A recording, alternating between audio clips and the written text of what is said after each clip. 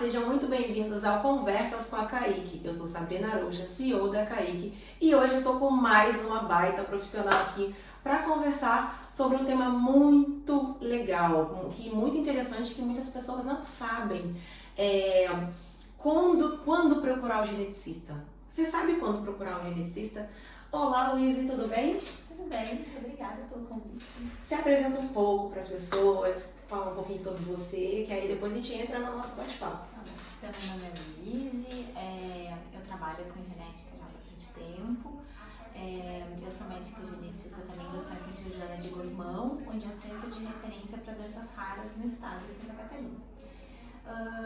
A genética médica permite que você atenda a qualquer idade. Você pode atender desde antes da concepção, na barriga ou adultos, né? Então essa é a minha especialidade. Aí já vou fazer uma pergunta que quando você chegou aqui na clínica já trouxe pra gente. Gente, eu não sou pediatra, então o geneticista ele não é pediatra, é isso? Nem todos são. Tá. A gente tem pediatras que depois especializaram em genética, né? E outros, como eu, que fez a residência de genética, né, direto, e não fez a especialização em pediatria. Entendi. Então, vamos começar antes da concepção, né? Um casal que está ali querendo engravidar, às vezes está com dificuldade, às vezes não, ou tem um histórico de doenças, né, genéticas na família. Quando um casal precisa procurar um geneticista? Então, isso é uma pergunta bem interessante, assim, né? E a gente tem todas essas etapas que você falou, toda essa diversidade. Então, a gente pode ter o casal que quer ser informado de riscos, né? Qual a chance que eu tenho, né, de ter um bebê com alguma doença genética, né? Como se a história prévia. Então, a informação ela é sempre válida e é chamada de aconselhamento genético, né? E aí a gente vai ver através da história dessa família, desse casal, se eles têm um risco maior do que o esperado da população, né? Por outro lado, a gente tem casais que já vêm com uma história ou de um risco verdadeiro, né? E perdas ou infertilidade. Então, na verdade, o aconselhamento genético de casais vai depender realmente da primeira indicação. Mas, basicamente, o abortamento de repetição, que é considerado principalmente a partir do terceiro, mas a maioria dos casais já vem já com o segundo, né? Para ver se realmente a gente tem exames genéticos para auxiliar aquele casal, né? E casais consanguíneos também, que tem história de primos. E aí, assim, normalmente só faz o cariótipo, né, que é um dos exames, né, que é o mais popular, que as pessoas conhecem, ou tem exames hoje, por exemplo, de DNA, algo mais específico? Como é que é feita essa avaliação? Então, a indicação vai depender, né, do motivo da consulta. Então, para abortamentos, infertilidades, o cariótipo geralmente é o carro-chefe mesmo, né? E os outros exames, por exemplo, a gente já tem hoje uma triagem genética de portadores de doenças recessivas. Então, previamente você pode saber se existem alguns genes de risco, né, para depois encaminhar para ver o risco na fertilização ou no pré-implantação, para ver se tem bebês também com doenças monogênicas, né? Mas a ideia é que a gente sempre faça baseado na história familiar, né? Então, por exemplo, se um casal já teve, né, uma perda, ou teve um bebê, por exemplo, com amiotrofia espinhal, que é uma doença recessiva, a gente já tem aquele risco mais verdadeiro, né? Porque é muito importante entender que a gente já tem um risco estatístico, assim. Tem a idade materna avançada, né? E de cada 100 casais, 3 a 5 tem chance de ter um filho com doença genética. Então, 3 a 5%, né? Digamos assim, independente da história, esse risco já existe de malformações congênitas e tal. Entendi. Então, isso vai ser bem personalizado, né? Hoje nós temos a triagem neonatal, que é o teste do pezinho. Então, o casal estava querendo ter um bebê, vamos dizer, um casal que já teve esse bebê, né? Esse bebê nasceu. E aí, até as mães, principalmente, ficam com muita dó, porque tem que tirar o sanguezinho, vai espremer ali o pezinho. E tem aquelas gotinhas ali de sangue que avaliam várias doenças. Não sei se as pessoas sabem, mas o teste do pezinho é para avaliar algumas doenças genéticas. E aí, teve alteração nesse teste do pezinho, né? O pediatra avaliou, viu que tem alteração. Sempre te encaminha quando tem alteração do teste do pezinho ou não? Então, esse teste é um teste muito importante de fazer, tá? A gente sempre reforça a necessidade, faça um teste do pezinho. E a gente sempre lembra também, faz o teste do SUS, tá? Porque o teste do SUS, ele permite o contato, a busca ativa. Entendi. Tá? Então, assim, quando dá alterado, existe uma busca ativa que é mais garantida, digamos assim. O teste do pezinho é um exame de triagem, né? Então, assim, a gente tem o do SUS e no privado, que tem vários subtipos, tá? Eu vou falar o do SUS porque é o mais comum, assim. Então, no do SUS, vem para genética a deficiência de biotinidase e a fenilcetonúria, o que realmente vem encaminhado direto para genética, tá?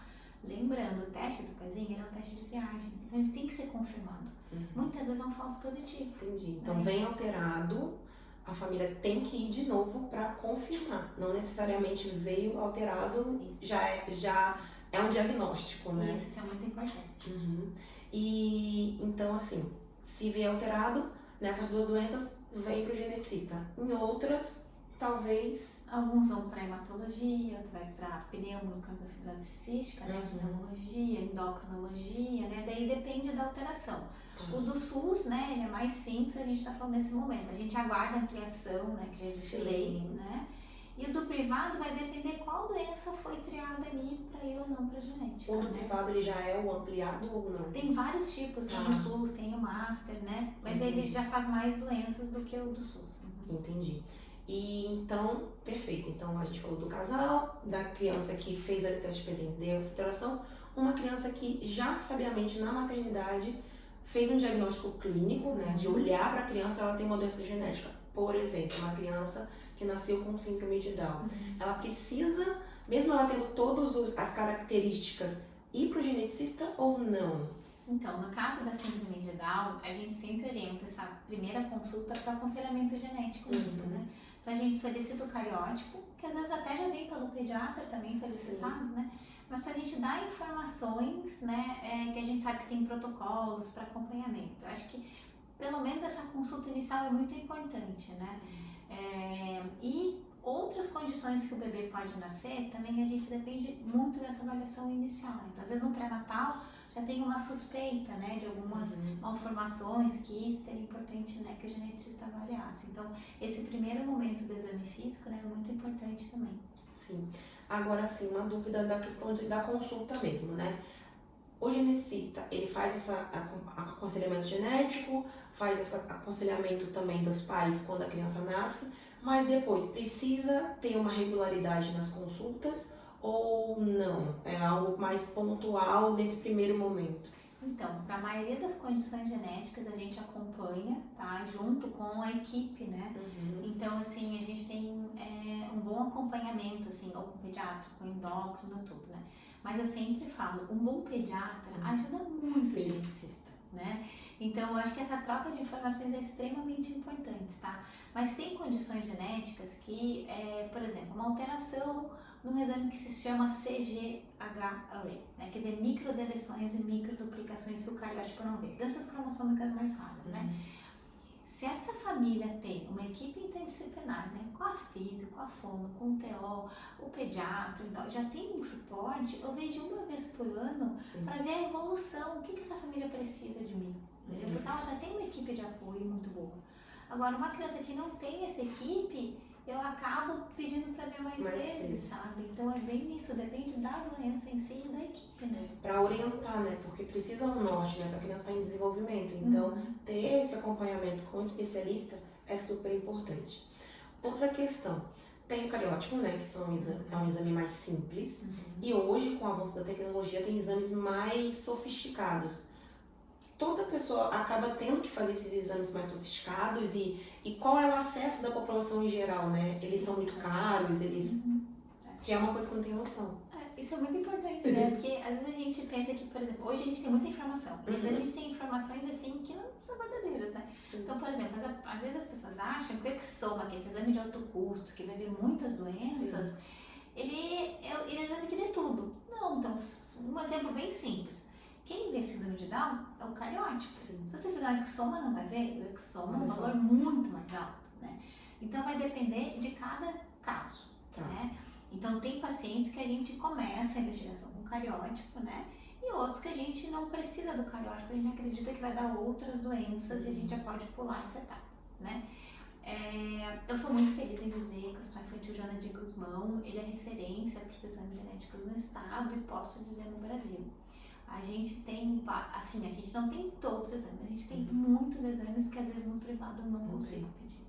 Olha só. Então, assim, é muito importante o nosso acompanhamento também, sabe, ali. Então, realmente, a gente tem disponível pelo SUS muitos exames, assim, de genética, de alto custo, tá? E é isso, viva o SUS, né? A gente tem que fazer esse parênteses. Eu tive toda a minha formação no SUS, hoje eu não trabalho mais no SUS, mas eu tenho um carinho enorme porque eu sei que faz diferença na vida das famílias e às vezes a gente fica muito propagando outros países que a família não tem acesso, tem que vender a casa para fazer um acompanhamento que no SUS é de graça, né? Muito bom. É de graça. Luíse, tem mais alguma coisa que seria importante para o pessoal que está acompanhando a gente, está vendo o nosso bate-papo, que seja importante para saber quando procurar a geneticista, quando tem esse acompanhamento? Então, eu acho muito importante, né, você que tem um filho, uma filha, né, que tá com pediatra, que tá com neurologista, que tá com acompanhamento, que tem alguma dúvida, sabe, ou sobre desenvolvimento, ou sobre alguma malformação, que converse a necessidade, porque a gente sabe que como tem poucos médicos geneticistas, às vezes ainda existe pouco conhecimento da especialidade, né, e poucos encaminhamentos, né. Então, assim, né, avalie na equipe interdisciplinar se realmente, né, esse desenvolvimento do seu bebê, do seu filho está bem, né? E eu não posso deixar de fazer um comentário que em fevereiro, ao mês, a gente comemora, né, o Dia das Doenças Raras, né? Então a gente fala muito em doença rara, lembrar que rara às vezes não é tão raro, né? Porque existem essas doenças, né? A gente sabe que do ponto de vista epidemiológico, mais ou menos, 1,3, assim, um afetado para cada 2.100 nascimentos, né? Então, se a gente vai ver, perde só para quase síndrome de Down e para algumas malformações, assim, tipo FEND, outras coisas, né? Então, é muito importante a gente saber que a suspeita de uma doença rara, ela exige um diagnóstico rápido, eficiente e encaminhamento para tratamento. Então, pensem nas doenças raras para fazer o diagnóstico, né? Você falou essa questão do quando tem uma dúvida, eu vou até pegar um caso para ilustrar. Eu não gosto mais de falar muito dos casos na internet, até porque outro dia uma colega falou assim, a história de outra pessoa e você está levando para a internet. Então eu vou falar ali mais genérico. Foi uma criança que eu atendi na emergência, então assim, uma criança que não tinha vínculo nenhum. E a mãe estava lá, sei lá, por diarreia, vômito, uma coisa aleatória, só que estava tranquila, a emergência, a gente começou a bater papo, eu e a mãe. E a mãe começou a falar, porque minha filha, ela tem uma baixa estatura, ela tem uma dificuldade de deglutição já desde muito tempo, e aí eu acompanho com a fono, eu acompanho essa baixa estatura, e aí a menina, né, e aí aquele olhar clínico meu, eu vi que tinha uma face que lembrava de alguma coisa, mas eu não sei o que era. Eu falei, aí ela falou, não, eu já investiguei com o neuro falou que não tinha nada, já investiguei com endócrino, não chegou em lugar nenhum. Aí eu olhei pra cadeira e falei, você já pensou no geneticista? Aí ela, ninguém tinha me falado sobre isso. Eu falei, porque assim, ó, ela tem uma baixa estatura, ela tem questão de deglutição. Aí olhando pra menina eu vi que tinha uma face que poderia ter alguma síndrome ali. Eu falei, por que não o geneticista? Ela, eu vou conversar com a minha pediatra e tal, trocar ideia. Então assim, as pessoas não pensam mesmo no... E a menina tinha 6 anos, assim, 6, 7 anos, era uma menina grande, sabe? Não era uma bebezinha. E é isso que eu digo, como é importante a gente trabalhar em equipe, né? Né? Então, por isso que eu já faço essa propaganda de estar aqui, né? Com um consultório que a gente sabe que tem muitas equipes. É muito importante por essa troca, né? Esse olhar que tem que ter mesmo, né? Então, eu sempre falo, né? Quando a gente tem, os profissionais que acompanham essa criança já há tempo, né? Olha, de repente é que a gente fala, talvez eu precise, né, ter um outro olhar sobre essa criança e ver, será que tudo não está conectado? Né? Não é um acaso, muitas vezes, né? Às vezes tem uma condição genética, né, que a gente ficando sem essa equipe, a gente não consegue diagnosticar, sabe? Então, a gente sempre pede, né, olha, se realmente está evoluindo, assim, sem diagnóstico, crescendo na emergência, né? Então, poxa vida, quem sabe, né? Tomara que chegue até a gente. Fechar esse diagnóstico vai ser importante porque vai abrir uma porta para ajudar bastante essa criança. Agora eu vou te fazer só mais uma pergunta. E quando não fecha um diagnóstico? Por exemplo, tem uma paciente minha que ela acompanha a infecção urinária, é uma menina encefalopata, acredito, eu acho que seria o melhor termo, né? Ou seja, especial para quem não tá acostumada com o termo. Não fala, não anda, tem muitas questões. Ela estava esperando oitissoma, né? Acho que ela é até sua paciente. E E aí ela tava esperando exoma e esse exoma deu normal, negativo. E aí ela já tinha um cariótipo normal, tinha exoma negativo, fez toda a investigação e não chegou a lugar nenhum. E eu via um olhar meio de frustração dos pais, porque eles estavam esperando tanto esse exoma e o exoma não deu nada. E aí, o que a gente faz nesse caso? Então, isso é muito importante, porque a gente tem outros casos assim, né? Então, assim, o que a gente aprendeu a valorizar nesse processo, né? Tudo que a gente fez que deu normal, os exames, foram doenças que foram excluídas. Então é importante ter esse olhar também, sabe? Olha, tudo que eu disse que não é, né? Só que tem doenças genéticas que ainda ou não foram descritas ou não estão nessas plataformas de avaliação dos exames. E agora a gente já tem um exame chamado genoma para essas condições que não estão sendo identificadas no exoma. Por outro lado, tem doenças que elas não são genéticas mesmo. Então a gente talvez não vai descobrir. E onde eu uso o maior exemplo, por exemplo, as doenças autoimunes, que a gente sabe que tem um componente genético, né? Mas aí você pode fazer o exame que quiser, que não vai aparecer, né? Então, assim, nem toda doença a gente consegue chegar ao diagnóstico genético e, por outro lado, às vezes a gente não tem um exame, enfim, né? Mas a gente entende essa frustração, assim, porque demorou para conseguir esse exame e a gente ficou ali, né, na luta, né? Então, realmente, a gente acaba acompanhando clinicamente, né, as condições, assim. Mas pode ser várias situações dessas, sabe? E o mais importante que eu reforço sempre com a família é isso. Olha todas as doenças que a gente já falou que ali não tem, sabe? Isso é muito importante ter esse olhar, né? Porque às vezes a família fica muito preocupada em saber o que tem, mas ele não ter isso também já facilita a vida, né? Outra coisa muito importante também que eu vou pegar o gancho é assim, ao redor de 10% das doenças genéticas têm tratamento específico. Então a gente tem essa busca, né, para poder realmente dar um tratamento específico, ou com alguma questão nutricional específica, ou com alguma terapia de reposição enzimática, né, no processo venoso, ou alguma terapia gênica, algum medicamento. Para as outras, né, e para essas 10% também, a maioria dos pacientes vai ter um tratamento interdisciplinar. Então é muito importante entender que não parem com o tratamento na busca do diagnóstico genético, sabe? A maioria das famílias hoje já tem esse entendimento de não esperar, né? Porque a criança tem um atraso, ela precisa da equipe interdisciplinar, né? E o diagnóstico genético, ele vai auxiliar, ele vai fechar essa história. Mas assim, se a criança não começar com a terapia cedo, ela vai perder todo esse momento. Né? Então isso também é muito importante, né? Que possa ter esse tratamento, né, o quanto antes, né? Independente de chegar ao diagnóstico ou não. Sim, porque o nome da doença não vai modificar esse tratamento. É muito rápido. Então ela tem que fazer os estímulos, seja com a fono, seja com a físio, seja com a terapia ocupacional, tem que ter esses estímulos que são muito mais importantes do que o nome, só que às vezes a família fica mesmo angustiada, né, em saber esse nome. Mas assim, eu adorei o nosso bate-papo, aprendi muito. Mais alguma coisa? Ou já pode também dar suas palavras finais? Achei que foi ótimo. Eu queria agradecer a oportunidade de estar aqui, dizer que agora eu estou atendendo aqui na clínica, né?